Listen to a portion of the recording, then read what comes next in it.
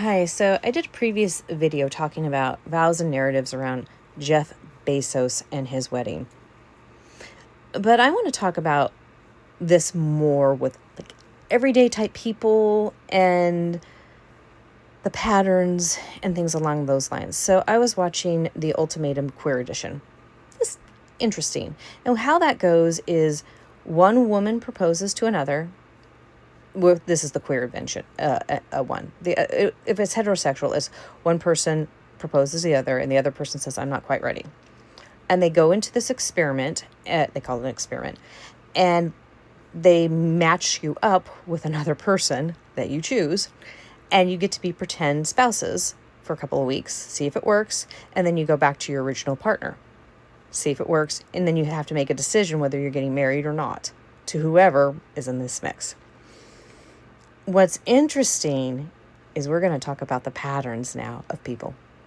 Now, again, when we talk about patterns, we're not talking about patterns from a bias, stereotype, or judgment perspective. We're talking about patterns so that you know how to respond, react, move forward in the situation. It's really so that you have knowledge of how you want to maneuver.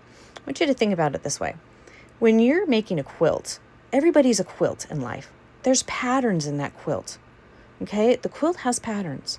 Do you want to be a part of that quilt and be sewn in? Or do you see that quilt doesn't match the patterns that you have in your life? Do you want them sewn into your life or not? And I know that may sound a little creepy, but think of it that way. Think of it as a quilt and being joined in the pattern or not, or them joined in your pattern of your life. Does it match the patterns that you have? So now we're going to break down some patterns. I'm not going to give any names. I want you to go and see if you can see similar patterns. So there was this one woman, and her partner had given her an ultimatum. And you could tell she walked in with, "I'm going to show you. How dare you give me an ultimatum, and how dare you bring me here? I'm going to show you up."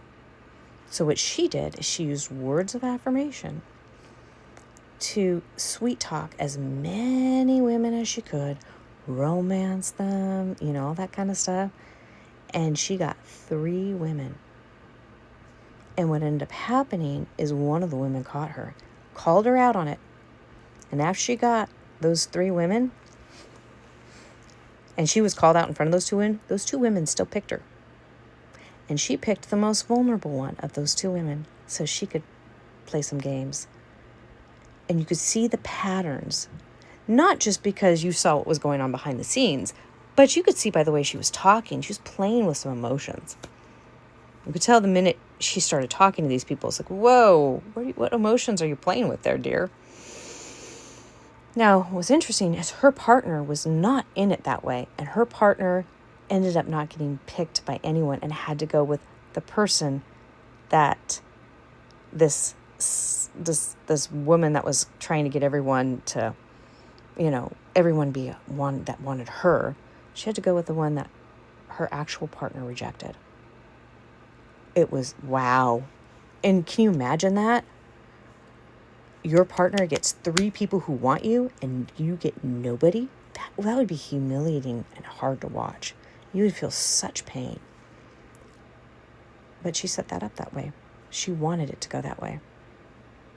So she looked like she was just, the bomb, the shit. And so it was one pattern, and you saw it coming. Oh my gosh. You saw it coming, but the minute she starts romancing, it was just unreal. There's another pattern you noticed. There are people that started telling each other, "I like to fight." And you're going, oh my gosh, you just told that person you like to fight. You want to pick a fight with them. Wow. You could hear it in their words. They were telling the other person, "I like to fight. I like to pick fights." Okay. Do you want to be with someone who picks fights? I personally don't. Now we're going to move on to the third one. And like I said, I'm not through this. I'm just watching these patterns going, wow. And there's more to vows and narratives and belonging language and all this kind of stuff. Just giving you a surface level here. Then there was another couple. And this woman was scary. And the other woman was just kind of more meek and you could tell she'd been squashed in her life, been silenced in her life. But even then, she was fairly skillful when she would talk to people. And she was just but very meek in it. And so she was matched up with this woman, and this woman violated her boundaries. Literally violated her boundaries. She says, I want to move slow, very clear on that. And this woman was talking over her, asking questions, and then talking over her, and violated her boundaries. We're going to move forward on the violation of boundaries. So when the woman violated this other woman's boundaries, woman 1, woman 2. Woman 1 is the violation of boundaries. Woman 2 is the one who was violated. The one violating, starts getting mad at the other one and twisting it and saying, you're the one at fault because you said no to me. What? You can't say no to her. You can't say no to woman number 1. Wow. And then just threw a fit. Woman number 2 was like, what is going on?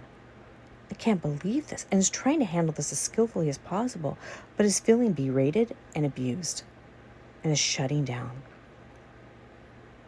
But the patterns were there. The patterns were showing that. And sometimes it comes out even more clearly after you hang out with someone for a few minutes, for a little longer. They start to show more of those patterns. That's when I would have gone to the show and I would have said, I'm out. I can't deal with this person. This person is acting crazy. This person has some sort of condition that they really need some medical help with. They look like they're acting in, and I can't say that they do, but it seems like it's in the vulnerable triad. That's what it seems like to me now. I'm not a clinical psychologist. I don't know for sure, but that seems similar to me around that through the research I've done. But again, I don't know.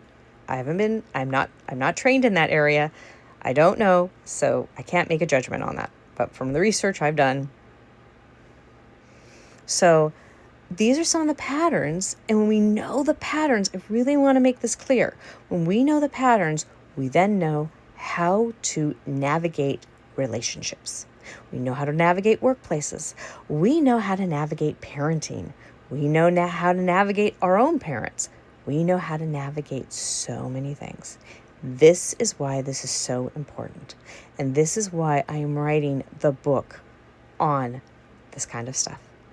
Because when we understand these patterns, we understand the words people are speaking, we can now navigate life more skillfully. We can know what's coming, and we can protect ourselves. So on that note, I'll see you next time. Bye for now.